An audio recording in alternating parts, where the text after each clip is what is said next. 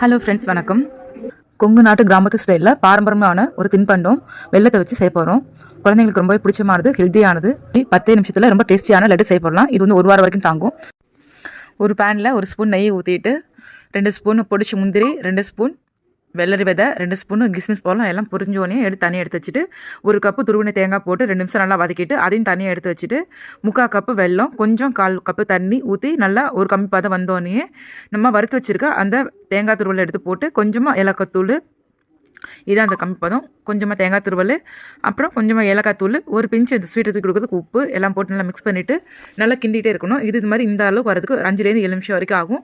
நல்லா அமுத்தினா அது மாதிரி இருக்கும். அப்புறம் நல்லா வறுத்து வச்சு நட்ஸ்லாம் எடுத்து போட்டு நல்லா கிளறிட்டு பாதி சூடு ஆறணுன்னு எடுத்து உருண்டை பிடிச்சிடணும். ரொம்ப கெட்டியாகிடுச்சுன்னா பிடிக்க வராது. உருட்டு வச்சுன்னா குழந்தைங்களுக்கு, ஸ்கூல் விட்டு பிள்ளைங்களுக்கு எடுத்து கொடுக்கலாம். நீங்களும் செஞ்சு ட்ரை பண்ணி பார்த்துட்டு கமெண்ட் பண்ணுங்கள். டீட்டெயில் வீடியோ சேனல் நேம் கீழே கொடுத்துருக்கேன். தேங்க்யூ.